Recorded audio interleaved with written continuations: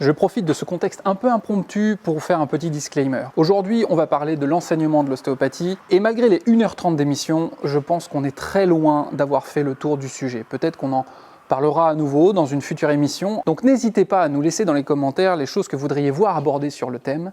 Et si vous voulez nous aider, partagez l'émission, likez, tout ça, vous connaissez très bien. Et il ne me reste plus maintenant qu'à vous souhaiter une très bonne écoute.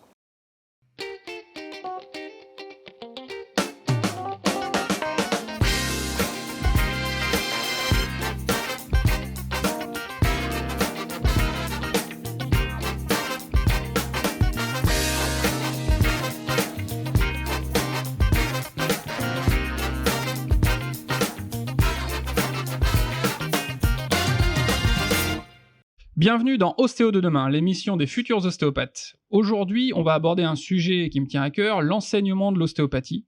Et pour ça, on a un invité de marque. Comment je pourrais le décrire ? C'est pour moi, il pourrait animer une émission qui serait Cauchemar en clinique, parce qu'il adore secouer la pulpe des élèves, toujours aussi pour les faire évoluer. C'est un peu le Philippe Etchebest de l'ostéopathie, aussi peut-être par rapport à sa chevelure étincelante. Il aime nous rappeler qu'à une certaine époque antique, il fallait offrir des victuailles aux voyantes parce que l'appétit vient en mangeant. Et je veux parler de Monsieur Beautiful Cat, Gilda Bocha. Merci Pierre. J'aimerais qu'on commence par un petit tour de table pour parler de l'enseignement de l'ostéopathie. On viendra après comment aspirer tes connaissances dans une seconde partie. Et donc aujourd'hui, on a la chance d'avoir un panel d'élèves assez représentatif, je l'espère en tout cas, avec Or qui est en P1, Émeric en dernière année des deux, Sarah en 4e année et Léa en 3e année. Je voudrais savoir si vous faisiez une idée particulière de l'enseignement de l'ostéopathie avant ou pas du tout, et comment vous imaginiez le fait qu'on puisse vous transmettre cet art, n'est-ce pas ? Alors du coup, moi, c'est vrai qu'avant d'arriver à l'école, j'avais pas forcément une idée très précise des qu'est-ce que ça allait être les enseignements, mais je me doutais qu'il y allait avoir des cours de pratique, ça c'est sûr. J'espère. Bah moi c'était plus pratique, je savais que voilà forcément qu'on allait en avoir, mais après les différentes matières de pratique, que ça soit donc l'OMTAP, le viscéral, le crânien, enfin je n'imaginais pas autant de matières assez séparées, on va dire. Ouais. Mais puis après la théorie, forcément je m'en doutais, je m'étais un peu préparée, je connaissais quelqu'un qui était déjà étudiante dans l'école, donc je m'y étais un peu préparée, mais c'est vrai que la pratique, je pensais pas qu'il y avait autant de matières en fait. Ouais, tu soulèves un point que je trouve intéressant. Est-ce que vous imaginiez qu'il y avait autant de matières pratiques ? Toi, c'est pas le cas. Est-ce que vous aviez l'impression qu'il allait y avoir, en gros, la pratique et la théorie ? Voilà, je faisais la distinction entre pratique et théorie, mais dans la pratique, je pensais pas qu'il allait y avoir autant de domaines abordés.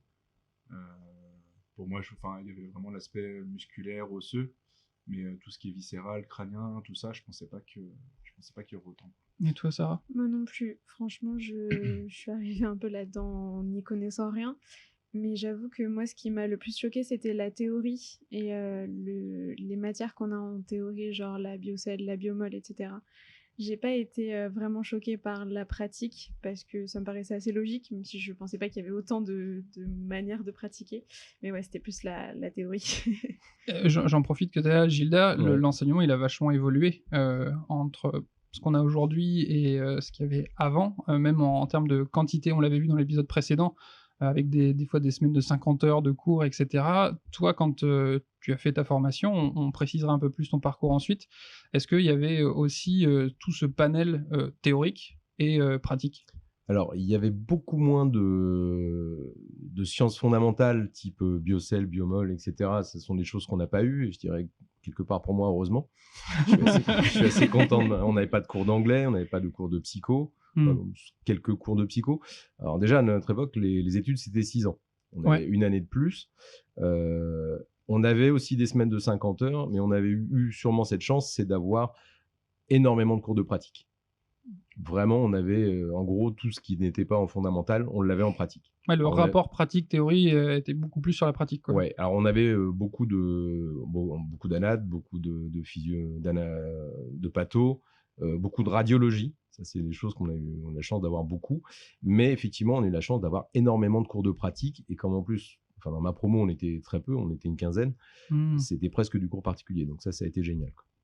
Ouais, ça c'est vraiment une chance, je pense, vous aviez un rapport particulier à Avec chacun les de vos enseignants. profs, ouais. Complètement, ouais. Par rapport à on va dire, je reviens sur la pratique, ça vous a paru logique tout de suite? Est-ce qu'il y a eu des difficultés, je sais pas, pour appréhender, le corps dans l'espace, ce genre de choses, quand, il faut vous placer, quand il faut placer le patient? Alors c'est vrai que la première fois que tu te retrouves hop, face à ton coéquipier, c'est vrai que Ton coéquipier, la team. Ton binôme. ton binôme, c'est vrai que c'est pas super instinctif au début, j'avoue. Moi, c'est ce que j'ai ressenti, j'étais en mode ah mince, qu'est-ce qu'il a fait le prof? On essaye de le copier un peu comme un robot, mais c'est pas forcément le plus Ouais, pertinent. les neurones miroirs des fois fonctionnent pas parfaitement. Pas d'entrée de jeu. Ouais, pas d'entrée de jeu. J'ai l'impression d'être un peu, enfin quoique ça fait 10 ans maintenant, mais d'être à l'intermédiaire par rapport à toi qui a encore plus d'expérience. Et je trouve que c'est déjà difficile de se replacer en tant qu'étudiant, ne sachant pas. Et quand on doit transmettre, enfin, je me retiens, mais des fois on me dit mais bordel, c'est évident. Bah non, au début t'as des moufles à la place des mains et ça reste assez compliqué, quoi. Bah, je crois que c'est le rôle extrêmement compliqué quand tu es un praticien, parce qu'il faut pas oublier qu'on est tous des praticiens enseignants, ce qui est une différence fondamentale. On ne fait pas que enseigner, on pratique également. C'est d'être capable de se remettre à la place des étudiants, à la limite à la place de nous, quand on était nous-mêmes étudiants, pour être capable de redonner les bonnes informations. Chose qu'on fait instinctivement, il faut parfois réfléchir pour pouvoir les retransmettre aux étudiants. C'est le côté compliqué parfois. Est-ce que vous osez poser à chaque fois la question quand c'est difficile? Non, franchement, non. Et justement, si vous osez pas, c'est quoi? Vous avez peur de... Parce que je vais aller un peu plus... On va parler de l'enseignement de l'ostéopathie, mais de l'enseignement en général. Et une chose que j'ai l'impression de constater, c'est que en France, entre autres, c'est difficile d'avoir un rapport de professionnel à professionnel entre quand les élèves arrivent. Surtout, maintenant, il y en a de plus en plus qui arrivent du bac, en fait. Et quand on essaye de faire vivre la classe, on sent qu'il faut du temps pour que vous osiez prendre votre place et poser des questions. Ça, là, en D2, maintenant, comment tu te sens par rapport à ça? Bah, un peu moins, parce que pour le coup, on a moins de cours de pratique, moins de cours de théorie. On a beaucoup plus de clinique. Mais sur les cours qu'on peut avoir maintenant, en fait, on voit l'évolution entre la première année et la dernière année. Où au début, il y a un petit peu de rétention par rapport à ces questions-là. Peut-être par peur du jugement, peur de montrer l'échec. Et en fait, plus ça va, plus on se connaît, plus on s'entend tous bien. Maintenant, quand on se prend des remarques, c'est des remarques constructives parce que la personne en face de nous, elle a les connaissances, les compétences pour nous dire fais plutôt comme ci, fais plutôt comme ça. Et peut-être que ça fonctionnera, peut-être que tu t'y retrouveras, ou peut-être que tu t'y retrouveras pas du tout, et du coup, il faudra trouver autre chose, quoi. Toi, dans ton cursus, quand tu étais élève, est-ce que, avant, t'étais déjà professionnel de santé dans un autre domaine? Et enseignant déjà aussi. Et enseignant aussi. Donc, t'as eu une approche un peu différente, j'imagine, quand t'arrives en... C'était radicalement différent au sens où déjà on était très peu nombreux nous dans notre promo, donc si tu veux, on avait un accès beaucoup plus facile aux enseignants.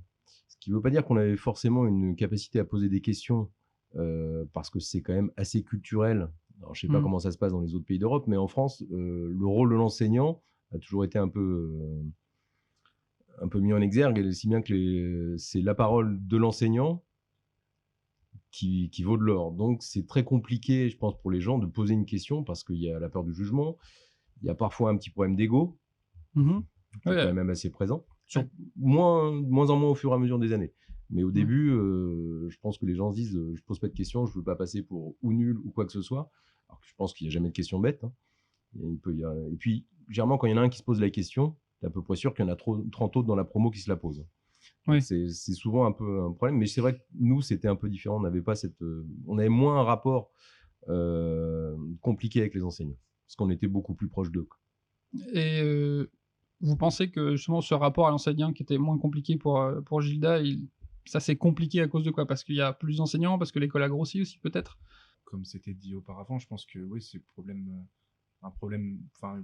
crainte d'échouer un peu par rapport à celui d'au-dessus, une mauvaise image, quoi. Ouais, si je peux juste intervenir, au tout début de l'école d'Idéo, toi, les promos étaient beaucoup plus petites. Ouais. Et quand on voit les toutes premières promos de l'école, les étudiants venaient beaucoup plus facilement nous voir, généralement aux intercours, pas pour nous poser des questions de cours, parce qu'on nous disait les questions de cours, on les pose en cours, mais quand ils avaient des difficultés, etc., ils étaient beaucoup plus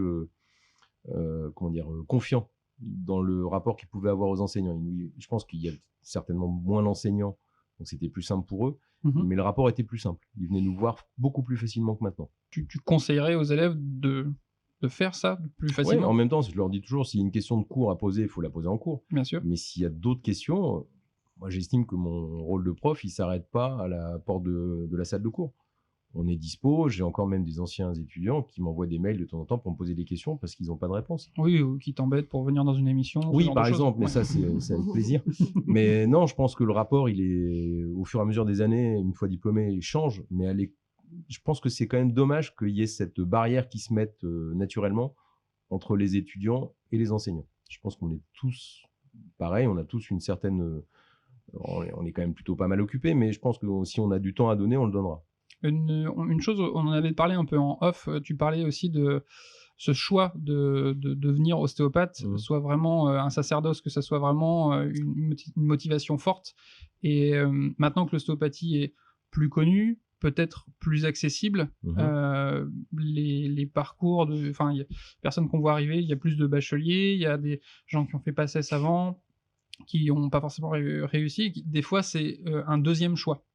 Et là, peut-être qu'il faut un certain temps, première année, deuxième année, avant d'avoir vraiment une conviction avant de se je lancer pense à fond. que on parlait de générationnel. Il est vrai qu'aujourd'hui, on a beaucoup de gens qui, effectivement, comme tu le disais, qui arrivent soit directement du bac, soit de PACES, soit en deuxième choix, ce qui me semble pas très, je vais pas dire correct, mais parfois pour nous enseignants, on voit des étudiants, on se demande s'ils ont vraiment fait ce choix-là par envie. Nous, quand on a fait ça dans les années 90, on est rentré en ostéo parce qu'on voulait faire ça. Personne ne savait ce que c'était, mais on voulait faire ça. Aujourd'hui, c'est un peu plus compliqué. On tombe sur des gens qui hésitent. Et puis, il y a des gens qui se révèlent. On les voit arriver, on se dit, on ne sait pas ce que ça va donner. Et puis, finalement, au bout de 5 ans, ils explosent et ça devient des super professionnels. Mais c'est vrai que le rapport au début est un peu différent. C'est pour ça que les premières années, c'est pas toujours simple de les cerner. J'aimerais bien avoir votre avis aussi là-dessus. En première année, plus le temps passe, plus il y a, c'est très hétérogène en fait dans la classe. En fonction du parcours initial, on a des gens qui sont vraiment tout de suite mais au taquet, limite presque trop. Ils sont devant, ils nous sautent à la gorge pour toutes les questions, et d'autres qu'on sent un peu plus dilettants et des fois, je m'inquiète un peu même en me disant mais est-ce que la personne a fait le bon choix, a pris la bonne voie? Parce que mine de rien, ça engage beaucoup de choses de se lancer dans... Ouais, je pense que c'est aussi à corréler avec les personnalités. Il y a des gens qui sont très effacés, très impliqués, mais qui font pas de bruit. Et il y en a parfois qui font les sbroufs, qui font beaucoup de bruit, mais pas toujours grand-chose derrière. Je dis pas que ça change pas, mais je pense que les gens qui viennent là, j'espère pour la majorité, ils ont envie de faire ce boulot. Est-ce que, on a parlé un peu dans l'émission précédente, mais est-ce que votre motivation s'est vraiment construite et a vraiment évolué au fur et à mesure des années, parce que aussi vous avez plus découvert le métier aussi? Bah, perso, oui, parce que moi, je suis rentrée en ostéopathie parce que je savais que je voulais aider les gens et en plus avec mes mains, mais j'ai découvert le métier à l'école en fait, et j'ai appris à aimer le métier à l'école et à comprendre ce que c'était et à me faire ma propre image du truc, quoi. Est-ce que tu avais une image qui pour toi était assez représentative avant de rentrer dans l'école d'ostéopathie, ou elle a vraiment évolué avec l'enseignement que tu as reçu?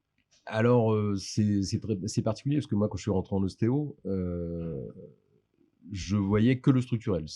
Faut dire que dans les années 90, c'était le gros truc pour lequel l'ostéopathie était connue, c'était le structurel. Donc ça me fascinait.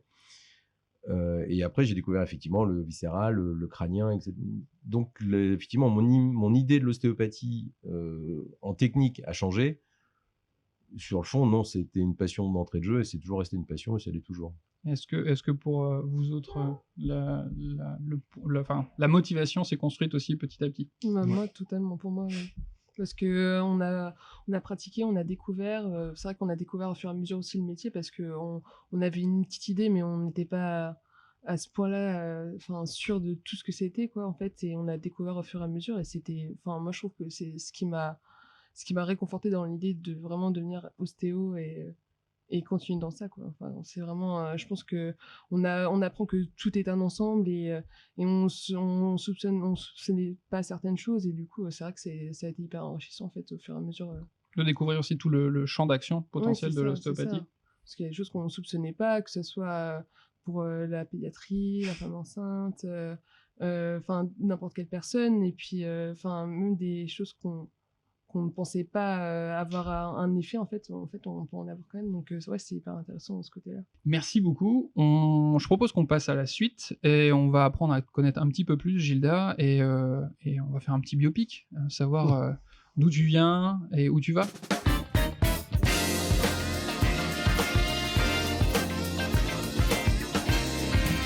Là, maintenant, j'aimerais qu'on parle encore un petit peu plus de toi et j'aimerais que tu me parles de ton parcours qui est assez atypique parce que initialement, tu n'étais pas ostéopathe. Comme tu l'as dit, même tu étais enseignant sur un autre métier, une autre pratique. Est-ce que tu peux nous en parler un petit peu plus? Tu étais donc podologue avant. Ouais, après un bac littéraire. Après un bac littéraire, ok, d'accord. Ça mène à tout. Comment t'es passé de bac littéraire à podologue déjà? Moi, je voulais être kiné. Donc bac littéraire, logique. Bac littéraire, logique, vu que j'étais une tanche en maths et en tout ce qui était physique-chimie. Donc j'ai fait une prépa pour me remettre à niveau. J'ai échoué à peu près à tous les concours de kiné que j'ai passés. D'accord. Et j'ai eu le concours de podo. Donc j'ai fait mes 2 années de podo à Paris. Après mes études, on m'a proposé un poste d'enseignant et de responsable de stage à l'hôpital Henri Mondor de Créteil, où j'ai passé 6 ans. Et quand j'ai été diplômé en juin 90, drame, j'ai rencontré l'ostéopathie. Comment tu l'as rencontré? Alors, de façon assez particulière, c'est que j'ai un frère qui était photographe à Paris. Pour me faire un peu de sous, je l'aidais sur des shootings. Et un jour, il m'a amené une revue qu'on avait fait, où il avait fait un shooting pour montrer les photos. Et la dernière page de ce magazine, il y avait un article sur l'ostéopathie. Ouais, ça joue à rien du tout, en fait. Ah, complètement, ouais. Et là, ça a été la révélation. Je me suis dit, c'est ça que je veux faire. Qu'est-ce qui t'a fait tilter justement sur cet article, en fait? Ce qui m'a le plus marqué, c'était ce côté très holistique, le côté très très global avec une réflexion derrière. Et puis surtout, c'est devenu une de mes marottes, mais c'est le concept, très étonnamment. Mais c'est le fait qu'il y ait une pratique qui soit supportée par autre chose que de la pure science. Ok. Ce concept m'avait un peu mis une claque. Et je me suis dit, c'est ça que je veux faire. Et donc, pendant que je faisais mes études d'ostéopathie, j'étais à côté enseignant à l'hôpital, une matinée par semaine. Donc, tu as commencé tes études d'ostéopathie. À ce moment-là, c'était sous quelle forme? Est-ce qu'il y avait une école? Alors, oui, il y avait une école. C'était une école à Paris qui s'appelait le Bicôte, dans laquelle je suis resté 1 an. Ensuite, j'avais comme enseignant, j'avais Édouard-Olivier Renard, j'avais Thierry Jallet, Pascal Pilate et quelques autres, qui, à un moment, comme beaucoup en France, beaucoup de périodes, il y a eu une scission qui s'est faite dans les enseignants et ils ont décidé de monter le CESO. Ok. Donc, j'ai fait partie de la première promo du CESO, avec des gens que tu as connus comme Olivier Caron. Ouais. Donc, on était de la première promo du CESO. C'était une des toutes premières écoles temps plein pour des gens qui pouvaient arriver du post-bac. D'accord, parce qu'avant...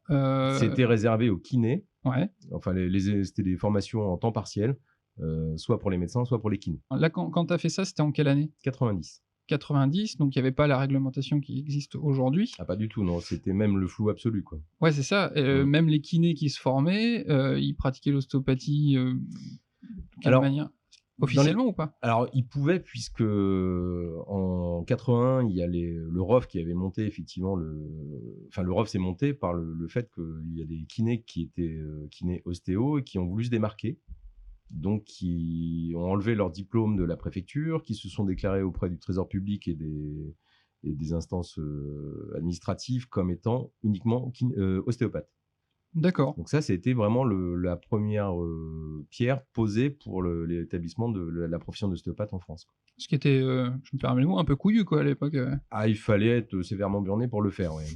D'ailleurs, il y en a beaucoup qui ne l'ont pas fait, et ceux qui l'ont fait, ouais, alors dans un des 4 personnages qui ont monté, il y avait Perrono Ferré, il y avait Jean Josse, le père de Bruno Josse, qui, ces 4 personnages-là ont monté le ROF. C'est vraiment, je dirais, vraiment la pierre d'achoppement de la création, enfin, de la profession d'ostéopathe en France, quoi. Par rapport à ça, est-ce qu'il y a eu un peu une chasse aux sorcières par rapport à ça? Alors, la pire année dans l'histoire des ostéos en France, c'est les années 88-90. où l'ordre des médecins portait systématiquement plainte contre les ostéos démarqués qui étaient installés c'était pour exercice illégal de la médecine. Et D'accord. dans les années 88, les ostéos ont à peu près perdu tous leurs procès. D'accord, donc ils devaient arrêter de pratiquer. Condamnation, ouais. Ok. Chose qu'ils ont continué à pratiquer puisque c'était très compliqué de faire fermer les cabinets. Mais il y a eu beaucoup de procès. Certains mettaient même plus de plaques. Ils avaient des plaques juste avec leur nom, mais sans leur titre d'ostéo dessus. Et à partir de quand ça commençait à, on va dire, s'éclaircir un peu pour la profession? Ça a commencé vraiment à s'éclaircir dans les années 90. Où là, il y a eu beaucoup moins de procès. Il y a eu des procès qui ont été intentés, mais finalement, l'ordre des médecins a fini par être débouté. C'était souvent des condamnations aux francs symboliques. Donc ça portait pas atteinte, etc. Mais il y avait quand même, c'est jamais agréable de recevoir un courrier d'une plainte. Et puis, tu avais les huissiers qui débarquaient dans les cabinets pour les faire fermer le temps d'instruction. Ah oui, c'était chaud pour un certain nombre d'ostéos. Toi, quand tu as débuté, donc tu m'as dit les années 90. Ouais, je me suis installé en 1996. Ok, d'accord. Et là, à ce moment-là, est-ce qu'il y a eu une petite pression quand tu as mis ta plaque? Comment tu vivais la chose, justement? Alors non, moi j'étais très heureux de poser ma plaque. Le truc le plus affolant, c'est quand j'ai voulu demander un crédit à la banque pour acheter un petit peu de matériel. Le type m'a regardé et m'a dit, mais le problème, c'est que vous n'êtes dans aucune case. Ostéopathe, on n'a pas. Donc, c'était très compliqué au départ d'obtenir un genre de crédit pour acheter une table, un bureau, une chaise, un ordi. Pour toi, justement, à cette époque-là, donc c'était plus difficile d'être ostéopathe, pas de devenir ostéopathe? Ah oui, disons que c'était pas difficile au sens où il y avait quand même des écoles qui se créaient pour les ninis, ni kinés, ni médecins, les fameux ninis. Il y avait des écoles, mais c'était l'installation post-diplôme qui était plus compliquée. Ok. Ouais, on pouvait s'installer à peu près où on voulait. Il y a pas de numerus clausus. Toujours pas d'ailleurs. Donc on pouvait se mettre où on voulait. Après, moi j'ai voulu démarcher des endroits où j'ai voulu m'installer, des médecins, des kinés, enfin des médecins surtout, pour m'installer. Et je me suis fait allègrement jeter, quoi. Ouais, d'accord. En disant, votre truc, c'est un truc de charlot, on veut pas de vous ici, quoi. Tu as été te présenter directement au médecin à l'époque, etc. Ouais. Est-ce qu'il y en a certains quand même qui étaient un peu plus ouverts? Est-ce que non, vraiment au début Au début, pas franchement, non. Maintenant, c'est quelque chose qui est beaucoup plus répandu. On arrive à discuter beaucoup plus facilement avec nos amis médecins. Mais au début, non, c'était. En plus, comme personne ne savait trop ce qu'on faisait, c'était. C'est ça, il y avait une confrontation où les peu qui connaissaient nous prenaient un peu pour des charlots, quoi. Peut-être par principe de précaution, comme ils ne savaient pas vraiment ce qui se passait. Si tu reprends un petit peu l'historique de l'ostéopathie en France, toi, 1913-1914, c'est les Mann et Boutin, c'est deux médecins qui ont écrit un bouquin sur l'ostéopathie. Après, en 1925, on a le docteur Lavezzari qui a voulu réintroduire l'ostéopathie après la Seconde Guerre mondiale. Ça a été un peu un flop. C'est juste Paul Génie, c'est un kiné français qui s'était formé à l'ostéopathie, qui a commencé à vraiment développer l'ostéopathie. Lavezzari, c'est 1950 49, où il a écrit un livre plus sur l'ostéopathie. Ça a commencé à prendre un peu plus. Paul Génie, lui, en 50, a monté la première école d'ostéopathie en France, qui était par contre réservée uniquement aux médecins et aux kinés. Okay. Donc ensuite, de ce déroulement-là, il a fallu arriver jusque dans les années 90 pour qu'on ait les écoles ouvertes les écoles temps plein. Parce qu'avant, c'était des formations en temps partiel. Pour vous, quand justement vous avez fait le choix de votre orientation, est-ce que l'ostéopathie était beaucoup plus installée, mais est-ce qu'il y a eu quelles étaient les inquiétudes avant de vous lancer justement dans l'ostéopathie? Est-ce que vous dites est-ce que c'est reconnu, pas reconnu? Quelle idée vous aviez de ça en fait? Moi, en fait, c'est surtout le discours qui a évolué entre ma première année et maintenant la dernière. On nous faisait pas mal peur sur ça va être dur de s'installer, ça va être compliqué, il n'y a plus de place, il n'y a plus rien. Et le discours, j'ai l'impression qu'il change un petit peu. Alors, est-ce que c'est au fur et à mesure des années? Après, sur le côté médecin, ostéo, kiné aussi, je pense, pareil, là, du coup, c'est notre discours qui a peut-être aussi évolué et on évite de parler de certains sujets parfois et on change notre vocabulaire aussi. Comme tout simplement vertèbre déplacée ou ce genre de choses. Peut-être que ça nous a aidé à faire changer un peu la vie sur certains points en tout cas. d'adapter le dialogue et d'essayer de parler la langue des Ouais, autres thérapeutes. Oui, et puis je pense que les ostéopathes ont eu cette intelligence, c'est de rationaliser le discours.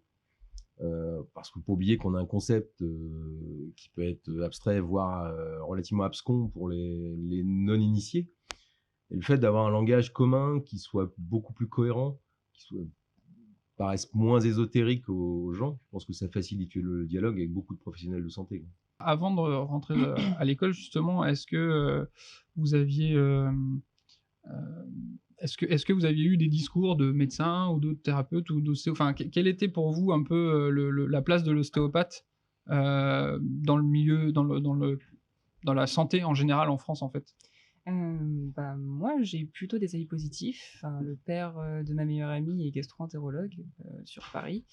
Et justement, lui, il a toujours été pro-ostéo. Enfin, il me l'a encore dit récemment, même après ses chirurgies, tout ça, il a eu que des résultats positifs. Et il incitait même à aller voir des ostéos.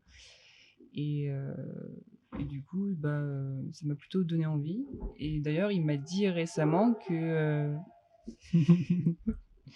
C'est la fête à côté. Que justement c'était en train de changer, c'était en train de bouger et que même dans quelques années, il pensait que l'ostéopathie allait entrer comme une médecine à part entière. Ah. Moi j'étais étonnée aussi, mais je me suis dit ça peut être pas mal. Après, tu fronces les sourcils ça va pour pas quelle arriver raison? de suite non plus. Mais... Alors, je fronce les sourcils parce que moi je me suis retrouvé confronté à ce système-là où dans les années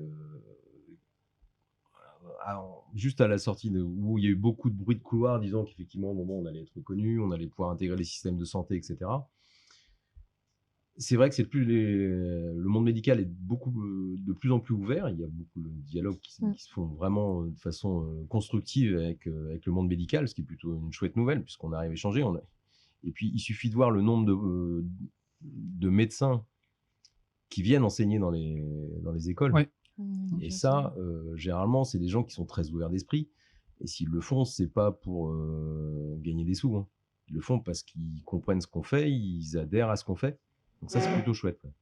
Mais sur la reconnaissance, je pense qu'on a encore, ne serait-ce quand on regarde les textes de loi, il ne faut pas oublier que c'est 1962 où les textes de loi, il y a un décret qui était paru au journal officiel pour dire l'ostéopathie, les actes d'ostéopathie ou les traitements ostéopathiques ou de chiropraxie ne sont réservés qu'aux médecins. Donc effectivement, 60 ans, c'est pas si vieux que ça.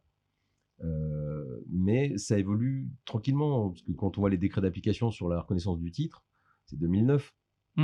Est-ce que ça nous arrange pas non plus de rester dans notre coin aussi? Dans le sens où on est peut-être plus libre de faire ce qu'on veut, entre guillemets, de choisir nos techniques, Alors oui, mais on a déjà eu un coup d'arrêt à nos techniques, puisque les décrets d'application nous ont dit, voilà, vous ne pouvez pas manipuler la face, le dos, le rachis d'un enfant de moins de 6 mois sans prescription médicale. Les techniques internes sont interdites. Il y a eu je ne vais pas dire un coup d'arrêt, mais une petite mainmise sur les techniques qu'on pouvait employer éventuellement. Je dirais que l'avantage, c'est qu'on est resté praticien de première intention. Et ça, c'est, je crois, que la meilleure chose qui nous soit arrivée. Quoi. Ouais. Et le fait de rentrer, par exemple, dans un cadre médical va pas nous imposer, enfin, nous imposerait peut-être des genres de recettes, quoi. Ou lombalgie, on fait que ça, parce qu'on a dit que c'était comme ça, quoi. Si on tient à ne plus être conceptuel, oui. Mais du coup, ça ne nous intéresse pas, ça. Non, je pense que ce qu'il faut impérativement qu'on arrive à faire, c'est de sortir du syndrome de la tour d'ivoire que certains ostéos ont pu avoir pendant des années. C'est-à-dire que je fais tout bien, je peux tout faire, et je me confronte surtout pas au monde médical ou paramédical. Aujourd'hui, je pense que le plus intéressant, c'est qu'on puisse travailler avec tout le monde. Ce qui prime quand même, c'est la santé du patient, que chacun puisse apporter sa pierre à l'édifice de la santé. Travailler dans des structures, ça ce serait génial. On a des confrères comme Jean-Marie Briand ou Thierry Le Boursier qui travaillent beaucoup en pédiatrie, qui travaillent dans des cliniques, qui font un boulot génial. Et ça, c'est une vraie chance de pouvoir le faire. Maintenant, ça se fait petit à petit. C'est souvent une histoire de rencontre, comme les stages hospitaliers les étudiants peuvent avoir. C'est une histoire de rencontre. Quand Thierry avait initié ça, c'est parce que lui, c'était un nantais, il connaissait parfaitement le milieu et les gens. Il était kiné avant. Donc, il avait un réseau qui lui permettait justement d'intégrer l'ostéopathie à ça. J'aimerais bien maintenant qu'on aille un peu plus sur l'enseignement en tant que tel. Et par rapport à ton parcours, donc tu es devenu ostéopathe. À partir de quel moment tu t'es senti légitime peut-être à enseigner en ostéopathie? Est-ce que on est venu te chercher? Comment ça s'est passé?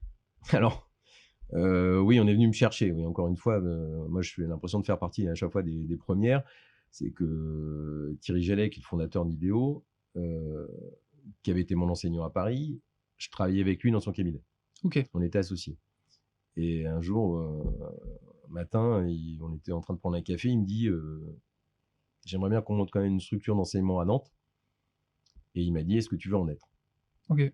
Donc moi, ça faisait un peu plus de 5-6 ans que j'étais installé. Donc évidemment, je n'avais pas lui dire non, parce que c'était une super aventure. Et puis là, il m'a appris un projet pédagogique qui me plaisait. Donc je lui ai dit banco. Et comment ça s'est passé? Comment tu as fait tes armes en tant qu'enseignant, justement? Parce que, comme tu le dis, être praticien, c'est pas la même chose qu'être enseignant. Alors, je crois que c'est une chose qui est... Alors, je parle en mon nom et c'est juste ma propre expérience. Je pense que, on n'est pas tous faits pour enseigner. Je pense qu'il faut avoir envie d'enseigner. Et l'envie, elle vient uniquement, pour moi, parce que j'ai eu des enseignants qui m'ont donné envie d'enseigner. C'est-à-dire que j'ai eu Thierry comme enseignant, qui était quand même une aura quand même assez importante. Édouard, Olivier Renard, pareil, qui était une pointure, et un type ils avaient tous des caractères un peu forts, mais justement, c'est ce qui faisait que c'était des gens qu'on avait envie de suivre. Et moi, ces gens-là m'ont donné envie d'enseigner parce qu'ils m'ont tellement donné, et moi, je me suis dit, je peux pas garder ça pour moi. Ouais. J'ai juste envie de le transmettre. Donc, c'est encore une fois une histoire de rencontre de gens qui te donnent envie d'enseigner parce qu'ils t'ont beaucoup donné en tant qu'enseignant. Et je pense que ce soit en études sup, mais aussi bien à l'école, quand tu as des profs qui te passionnent ou qui te donnent envie d'apprendre, moi, ça m'a donné envie de faire la même chose. Ouais. Et puis bon, j'avais cette chance que ça faisait quand même 6 ans que j'enseignais à l'hôpital. Donc, oui, tu avais déjà une expérience d'enseignement. Oui, ça, c'était une vraie chance. Je ne me suis pas retrouvé démuni à savoir comment gérer une classe parce que de temps en temps, c'est un peu la halte garderie en première année. Donc, il faut jouer les gardes churnes et remettre un peu les choses dans l'axe. Mais non, j'étais pas perdu dans le fait d'enseigner. Et comment vous percevez ça, justement, le rapport à l'enseignement, à l'enseignant aussi? Est-ce que vous sentez des fois, justement, est-ce que vous avez ressenti ça, justement, des profs qui donnaient envie? Est-ce que vous-même, vous auriez envie, plus tard, d'enseigner? Bah, c'est vrai qu'il y a des profs qui nous donnent beaucoup plus envie parce que déjà, ils nous font intervenir tous. Il y a ça. Et aussi, on le sent quand il y a une personne qui est passionnée par le sujet dont elle parle. Je pense notamment à un professeur de sémiologie, en fait, qui nous a fait la pneumo et la pédiatrie cette année. Et quand on l'a, on écoute. On n'a pas envie d'écrire le cours et on va être plus dans l'attention et faire attention à ce qu'il dit plutôt que de devoir écrire sur nos ordinateurs. Et ça, déjà, ça aide beaucoup. Oui, mais le fait d'avoir quelqu'un de passionné en face, c'est sûr que... Ça donne envie et on sent des fois qu'il y a des gens qui sont assez réticents ou qui n'ont pas vraiment envie. Mais après, par exemple, pendant la période quand on était confinés, là, c'était encore plus compliqué parce que on se voyait pas. On n'avait pas forcément envie de mettre les caméras, de parler avec le micro, donc ça aidait pas du tout. Mais on en parlait la dernière fois, ouais, l'interaction en présentiel quand même est primordiale, quoi. Ouais, c'est ça. Pour la motivation. Ça aide beaucoup et même en cours de pratique, quand on est en petit groupe, c'est plus facile de se sentir un peu plus concerné.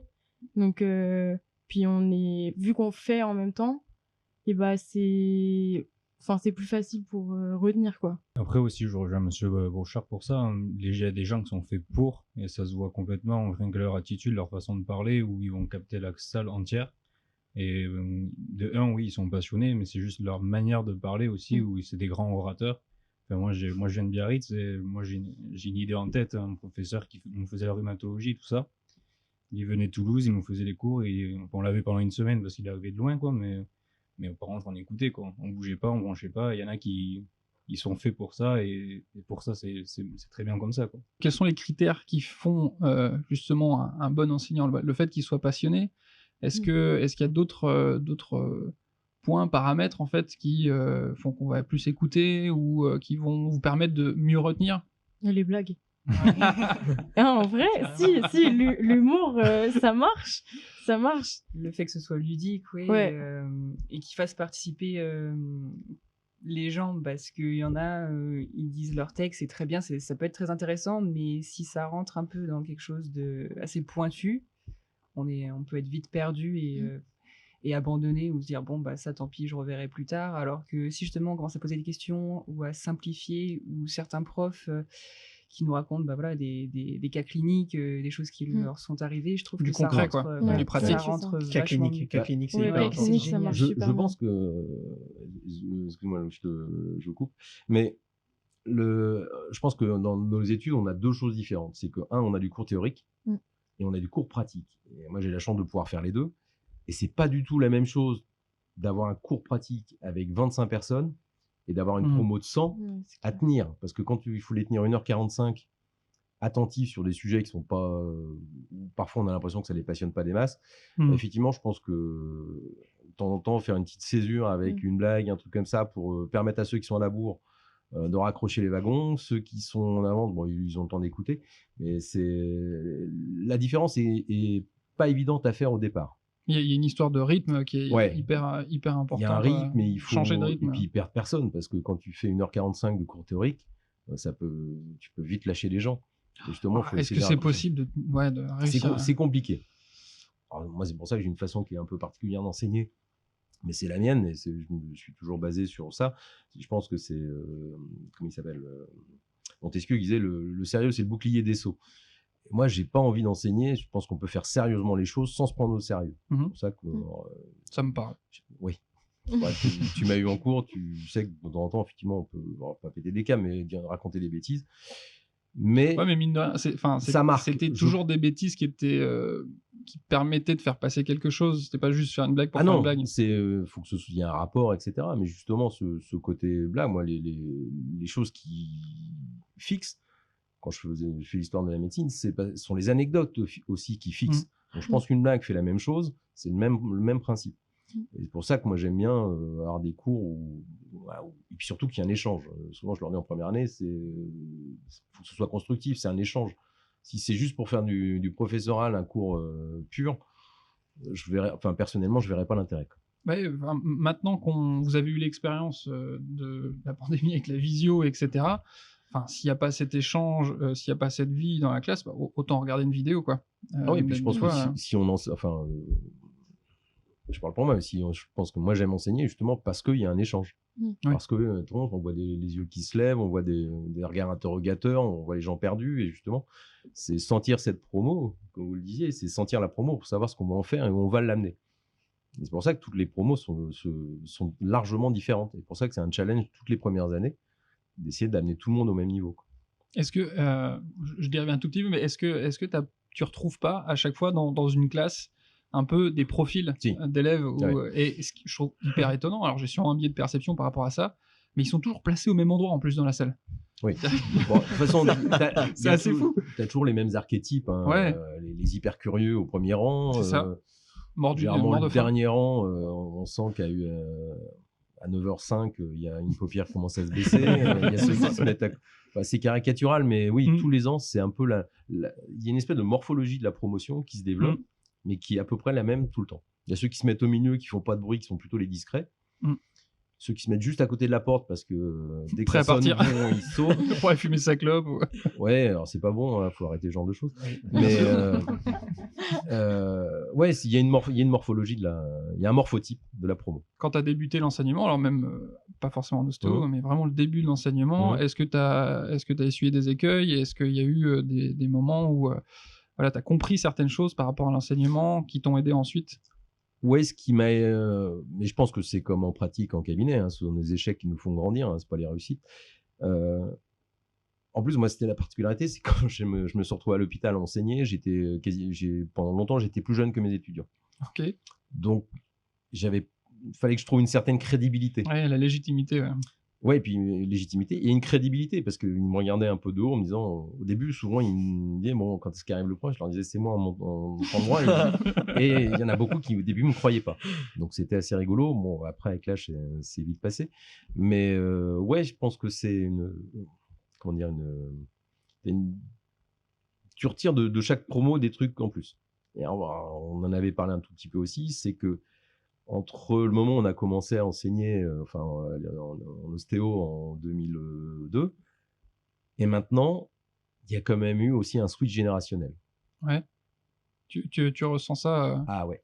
Et là, les choses sont plus du tout les mêmes. Et justement, sur quel aspect? Pour toi, qu'est-ce qui a changé? Ce qui a changé, c'est déjà, il y a le côté informatique. Okay. Avant, on avait des étudiants qui prenaient des notes, même en pratique, qui faisaient des dessins, des gribouilles, etc. Aujourd'hui, tout le monde est né sur son ordi. On voit que des dos de Mac ou de PC devant nous, surtout quand ils sont en promo entière. Je ne vais pas dire que ça crée une barrière, mais il y a un truc en plus. Ah, mais peut-être, truc tout bête, même en cabinet, j'ai mon ordinateur, et ça m'est arrivé de l'oublier des fois. Et en fait, de ne plus avoir cet écran face au patient, j'ai une sensation différente. Vraiment. C'est une barrière de protection en moins. Ouais. Vous, comment vous ressentez ça, justement? C'est pour ça que je trouve que le côté pratique, enfin les cours pratiques, surtout les cours où, par exemple, style CFC, donc des cours où on va être 6 heures ensemble, c'est plus sympa d'échanger parce que on laisse l'ordinateur de côté. Il n'y a pas cette barrière. Ah ouais, et puis vous passez de table en table. Et puis là, ça c'est vraiment sympa parce que là on échange vraiment. Ouais, puis c'est vraiment un échange à 2 ou à 3, enfin un binôme et l'enseignant. Ouais. Je ne vais pas dire que ce sont les cours que je préfère, mais mais c'est des cours où je m'éclate bien. Ouais. Après, en pratique, je me rappelle que nous, quand on apprenait en P1 et en P2, même en P3, dans ma classe, on était très peu à utiliser les ordinateurs. On était vachement sur papier et du coup, c'était beaucoup plus ludique. Ouais, voilà, c'est ça. Ouais. C'était beaucoup mieux que... Après, je sais pas comment c'est dans les promos actuels, comment ça se passe. En P2, on est encore beaucoup sur papier, mais c'est vrai que l'autre fois, on a une professeure de pratique qui nous a dit qu'en P1, c'était complètement différent, qu'au contraire, ils étaient tous sur l'ordi pour tout, même en pratique. Nous, bon, c'est vrai qu'en théorie, on a l'ordi parce qu'il faut aller vite. Quoique, il y en a qui prennent des notes. Après, mais en pratique, on est sur papier. Après, l'ordinateur, en théorie, le problème, c'est que des fois, c'est tellement dit vite que du coup, on n'a pas le temps d'écrire sur papier et l'ordinateur, on a un gain de temps. Donc, mais c'est vrai. On a les cours plus vite avec un papier, je pense. Il y a des chances. Mais non, et puis je pense qu'effectivement, il y a aussi un autre élément qui a changé radicalement la donne pour vous, c'est que nous, quand on faisait nos études en 6 ans, donc déjà on avait un an de plus, etc. Mais on n'avait pas un panel de CTS qu'on n'appelait pas les CTS à l'époque, mais sur 3 ans. Notre programme, il était fait sur les 6 années. Vous avez un programme ultra dense, avec des trucs ultra compliqués, en 3 ans. Donc, moi, perso, je vous admire de pouvoir ingurgiter autant d'infos aussi rapidement, parce que je ne suis pas certain d'en avoir été capable. Quoi. Ouais, mais surtout la P1. La P1, je crois que c'est ouais, la P2, ouais, c'est vrai. Vous qui voyez tous les deux des P1 depuis tout début, je crois que Monsieur Beauchat, vous êtes Monsieur Beauchat, vous êtes le premier avec qui on a cours de pratique, il me semble, ou dans les premiers. Et ça fait le lien un petit peu avec ce qu'on disait dans l'épisode précédent. Comment vous sentez les premières années et comment vous voyez l'évolution après Alors, c'est très paternaliste ce que je vais dire, mais on aime bien nos étudiants généralement. Je ne vais pas dire tous, mais globalement, on les aime bien. Et oui, et on ne donnera pas de nom. Non. Non, ce qui est hyper agréable, c'est de vous voir évoluer sur 5 ans. Et ça, c'est ce qu'on disait tout à l'heure. Il y a des gens qui se révèlent au bout de 5 ans. Il y a des gens qui sont très linéaires. Il y a des gens, c'est des exponentiels. Mais c'est de voir la façon dont les gens changent, on va dire techniquement, mais pas que. Humainement, il y a un gap incroyable. C'est très étonnant de vous voir grandir, vous voir mûrir, vous voir vous affirmer, vous voir développer des personnalités qui parfois switchent complètement entre la première et la 5e année. Et c'est toujours très intéressant. Vous avez toujours l'impression, parce que vous êtes nombreux, qu'on ne vous regarde pas. Alors, soyez-en pas aussi sûrs. On garde toujours un œil sur nos étudiants, même si vous avez l'impression qu'on vous regarde d'un œil très détaché. On sait exactement ce qui se passe dans les promos. Ça fait un petit peu peur. Non, mais c'est... C'est Alors, clair. Il y a en un même écran temps, c'est chez très lui avec gentil. tous les élèves. Ça de la- fait un peu c'est- Guy pour verre. Non, mais c'est de la... Ah bah non, mais c'est un intérêt éducatif. Non, mais oui. Et puis il y a de la bienveillance. On n'est pas là pour taguer. Et justement, c'est par rapport à l'enseignement, c'est ce que je vous dis toujours en première année, ce sont des études professionnalisantes. On est là pour former des professionnels. On aime tous notre boulot, on est passionné par notre boulot, on a juste envie que vous arriviez largement à nous dépasser, parce que le but c'est ça, hein, la fameuse question, l'élève doit-il dépasser le maître?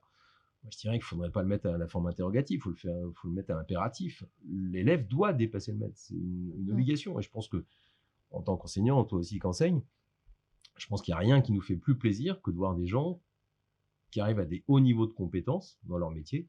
Et on se dit, c'est quand même cool, on y a participé. Oui. Quoi. Après, en première année, ça nous paraît très très long quand on va être diplômé. Et comme c'est l'année où on est un peu submergé partout, on se rend pas compte déjà dès le début que c'est une étude professionnalisante. Et du coup, je pense que c'est pour ça aussi qu'on n'a pas l'air motivé. Ouais, et c'est pour ça qu'on vous le rappelle. Ouais, oui, c'est vrai. Mais oui, effectivement, je pense que la forme qu'ont les études aujourd'hui, donc avec beaucoup de théorie, n'aide pas à la prise de conscience rapide de cet aspect professionnel tout de suite, quoi. Et je pense que c'est pour ça que vous aimez bien quand on vous raconte aussi notre vie de cabinet. Ouais. Parce Oui. que justement, vous dites, ah ben finalement, il y a une vie après les études, il se passe des choses. Et je pense que c'est ça qui est plaisant, c'est de savoir qu'il y a pourquoi vous allez bosser. Ouais, du coup, ça nous motive aussi. C'est motivant. Ouais. Je pense que c'est ce qui est intéressant de notre part, c'est de partager nos expériences de cabinet. Pas pour se faire mousser, parce que ça n'offre aucun intérêt, mais pour vous dire, il y a une réalité de terrain qui peut être bien ou pas bien, qui peut être dur ou génial, mais vous dire, voilà, cette réalité, elle existe. Est-ce que tu as l'impression, enfin moi j'ai cette sensation aussi que l'arrivée en clinique, mais en tant que praticien, aussi fait changer beaucoup les gens. Tant qu'ils observent, etc. Mais le rapport au patient qui a vraiment là pour le coup une attente, c'est un inconnu, etc. Là on sent qu'il y a vraiment des fois des grosses claques. Ou Ouais. se rendre compte que la théorie ça suffit pas, quoi. Ouais, et en même temps, l'avantage, c'est que l'arrivée en clinique, c'est se dire, je vais enfin mettre en pratique Ah oui, ce bien sûr. pourquoi j'ai bossé. Mais effectivement, l'arrivée en dispensation, d'être confronté, je pense que vous vous souviendrez tous de votre premier patient en clinique. J'ai fait 3 litres d'huile parce que vous ne saviez pas C'est clair. par quel bout le prendre. Et on l'a tous eu. Moi, je me souviens encore de mon premier patient, je me souviens de mon patient de clinica, etc. Parce que c'était des moments de stress. Mais en même temps, on se dit, je vais enfin mettre les mains dans le cambouis et puis je vais y aller. Je vais enfin commencer à mettre le doigt dans mon boulot, quoi. Ouais. Et c'est impressionnant. Enfin, sur la première impression, moi, je me rappelle. Oui, j'avais 3 litres de sueur. Ouais, bah oui, mais c'est normal. Ah non, mais Mais en c'est même vrai. 4 blouses par jour. Ouais, et ce qui est important, je pense, en tant que tuteur, quand on vous encadre au dispensaire, et que ce soit le dispensaire ou les autres cours, c'est surtout en pratique, c'est ne pas oublier que nous aussi, on a connu des écueils, des échecs, des choses comme ça. Se dire, qu'est-ce que je vais pouvoir mettre en place? Parce qu'on dit souvent qu'enseigner, c'est transmettre. Alors, transmettre sur de la théorie, je pense que c'est vrai. Sur de la pratique, pour moi, transmettre, c'est pas ça. Je peux pas vous transmettre mon sens clinique, ma paluche, ma façon de voir les choses. Par contre, c'est d'essayer de vous donner au maximum les moyens d'arriver à la même chose, voire mieux. Parce que sinon, oui, de toute façon, on sait que vous serez meilleur que nous. Mais justement, c'est de vous guider. Alors, de temps en temps, c'est vrai qu'on a des petites déceptions parce qu'on fait des réflexions avec les étudiants et parfois, surtout en dernière année, enfin en 4e année, c'est surtout là où il y a le danger. Hein, il y en a qui prennent un peu le melon en 4e année. Et l'ego gonfle un peu. Donc, on fait des remarques, on essaye d'être constructif puisque sinon, ça n'offre pas d'intérêt majeur. Et là, on voit les étudiants qui lèvent les yeux en disant il est gentil le vieux, mais c'est mieux de retourner dans son cabinet. Mais on le fait parce qu'on sait qu'il y a des écueils que nous, on a connus, on essaye de vous les éviter. Et après, ce qui rationalise beaucoup, c'est aussi quand les profs nous parlent de leurs échecs parce qu'on se dit que nous aussi, on peut en faire du coup. Et je sais pas comment expliquer, mais c'est plus agréable d'entendre une personne qui a de l'expérience de parler de ses échecs parce que déjà, de 1, ça nous sert à nous. Et aussi, on se rend compte qu'il n'y a pas que... enfin que si on en fait, c'est pas grave. Alors, oui, alors l'échec. Ça dépend Sur les lesquels. erreurs, vaut mieux éviter Non de les mais oui, faire. ça dépend Non, mais Sur les tests lesquels. d'opportunité, vaut mieux faire gaffe. Ouais, quand même. mais effectivement, on l'a évoqué tout Oui, à oui. l'heure. Je pense que, enfin moi, dans ma pratique quotidienne, les échecs, les choses où je me suis tollé, où j'ai pas compris le patient, j'ai pas compris le cas, etc. Je pense que si on a un tantinet de jugeote, on se dit, bah, je vais essayer de trouver pourquoi ça n'a pas fonctionné. C'est les seules choses qui, moi, m'ont fait grandir, ce sont mes échecs. Vous savez faire une chose, c'est une réussite, bah, c'est bien, mais généralement, on peut la reproduire, c'est pas un souci. Les échecs, non. C'est justement les choses qui vous font vous interroger. Et justement, le dispensaire, il est là aussi pour ça, pour se dire, j'ai pris une décision thérapeutique, je ne sais pas si c'est la bonne, évidemment, dans un cadre non dangereux, bien sûr, mais est-ce que ça va fonctionner? Vous revoyez le patient, oui, ça a fonctionné, non, ça n'a pas fonctionné, bah pourquoi? C'est fouillé. Ouais. Et avec l'aide du tuteur du coup. Ah bah, on est là, Ah oui, c'est le surtout. but, hein, Ouais. on n'est pas juste là pour faire de présence. Hein. Non, Ah le but bon c'est de vous accompagner. Oui, très étonnamment. Oui. Non, le Je but pensais pas. c'est de vous accompagner sur le chemin justement, parce que vous disiez que les études en première année, ça paraît, enfin la 5e année paraît loin. Demandez aux 5e année. Ça arrive vite. Ça Ça arrive très vite Oui, et non, ils se mais rendent oui. compte, ils vous rendez compte que quand une fois que vous avez passé votre diplôme, vous vous retrouvez en cabinet, et ben que finalement 5 ans c'était court. Quoi. Ça fait peur. Ouais, ça fait peur, on voit C'est un tous autre les- sujet. Mais- Ah oui, c'est un autre sujet, mais qui va venir. Hein. Ouais. Mais ouais, il y a une petite trouille à se sentir lâché dans la nature. Et là, il n'y a plus de tuteur pour vous tenir la main. Ouais, quoi. c'est Ah, ça. ma première journée solo en cabinet, elle est bien gravée dans ma tête. Hein. Vraiment. Et en plus, un remplacement fonctionnait très bien. Et donc, première journée, 15 patients. Aïe. J'ai terminé. En fait, il y avait une fatigue physique, mais c'est surtout mentale, quoi. Ouais, Ça et a fumé émotionnel. toute la journée. Genre, 3 et litres de sueur, émotionnel. ou pas Ouais, oui, ah oui, bah, carrément. J'avais pas prévu assez de blues. Hein. Franchement, il y a quelques auréoles en fin de journée. Hein. Ouais, mais, C'était, en même temps, ça reste des super souvenirs. Quoi. C'est comme quand on prend la voiture pour la première fois. Après, Ouais. là, il n'y a plus une double pédale, un type qui vous dit attention, Carrément. il y a un truc qui arrive. Vous vous trouvez largué dans la nature, mais en même temps, c'est un truc génial. On se dit, je deviens enfin professionnel. Je commence à apprendre mon métier parce que je pense qu'on commence vraiment à apprendre l'ostéopathie le jour où on est tout seul dans son cabinet. T'as hâte. Surtout que moi, je trouve qu'à partir du moment où on est diplômé, on a eu derrière qu'au final 1 an et demi où on a vraiment progressé le moment où on est rentré en clinique. On a passé le petit stade où on était en stress sur toutes les consultes. Et c'est à partir de ce moment-là où on commence à bien réfléchir, à comprendre ce qu'on fait nous et comment réfléchir sur le patient, pour lui et tout ça. Donc au final, on a fait 5 ans d'études, mais on n'a que 1 an et demi, je trouve, où on réfléchit vraiment pourquoi on fait ça. Et même si on a réfléchi, on a vu toutes nos techniques et tout ça avant qui nous sont utiles. Mais au moment où il faut réfléchir dans quel ordre on fait les choses, pourquoi on le fait sur ce patient, pas sur celui-là, mais au final, on n'a que 1 an et demi pour comprendre tout ça, je trouve. Une fois qu'on est les mains dans la pâte, quoi. et quand tu commences à te sentir à l'aise, là, boum, tu Et pars là, en cabinet. Ouais, mais en même temps, vous avez regardez bien le début de votre pratique en début de 4e année et tout évolue, votre hein. pratique en 5e année. Le hiatus est énorme. Et vous verrez qu'au bout d'1 an de cabinet, ce sera encore différent. 5 ans, 10 ans, ouais, des fois quand je regarde en arrière, où je reprends des dossiers des premiers patients que j'ai traités, je me dis mais c'était un cauchemar, j'aurais jamais dû faire ça. Quoi. Et effectivement, ça évolue, mais heureusement. J'aimerais pour la suite qu'on extrapole un peu et qu'on essaye d'imaginer comment pourrait évoluer l'enseignement et vers quoi on pourrait aller pour que ça devienne, je sais pas, un peu plus idéal et qu'est-ce qu'on pourrait mettre comme moyen par rapport à l'enseignement pour faire évoluer les choses.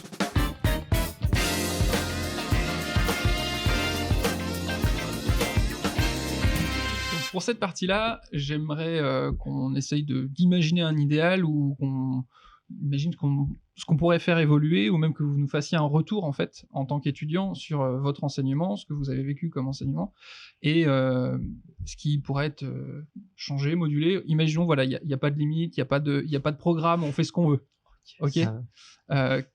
Sachant que l'objectif, c'est de devenir de bons praticiens. D'accord ? C'est pas juste de glander en cours. Ok.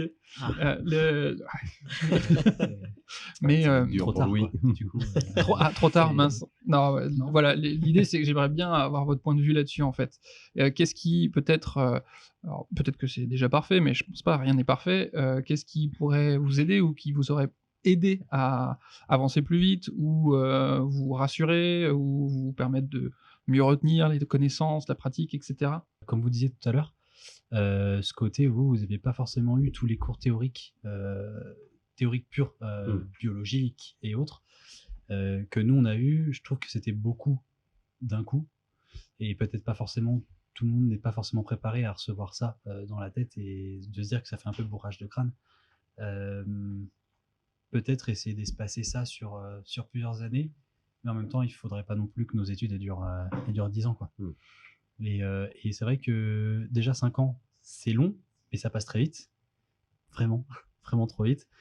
Mais peut-être une 6e année là-dessus serait intéressant, dans le sens où là on a vraiment quelque chose d'évolutif sur encore plus long, et pousser un petit peu plus du coup ce côté clinique, parce que, alors je sais plus qui disait ça tout à l'heure, mais dans le sens où c'est vrai qu'on n'a qu'1 an et demi réellement de pure pratique, et encore, donc vraiment surtout nous cette année où on est pratiquement tout le temps en clinique, là vraiment on pratique, là on met les mains, et je sais que notre pratique elle évolue déjà par rapport à ça, donc ça serait intéressant peut-être soit de rajouter une année, soit de faire des choses un peu différemment pour qu'on ait ce temps de pratique un peu plus important, et pratique clinique, je parle, pas forcément pratique de technique pure.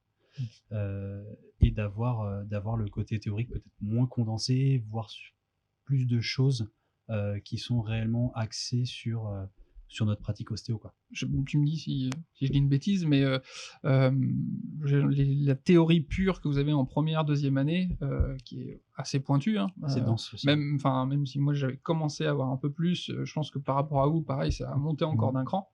Je pense que ça pourrait être effectivement un peu plus réfléchi par rapport à notre pratique.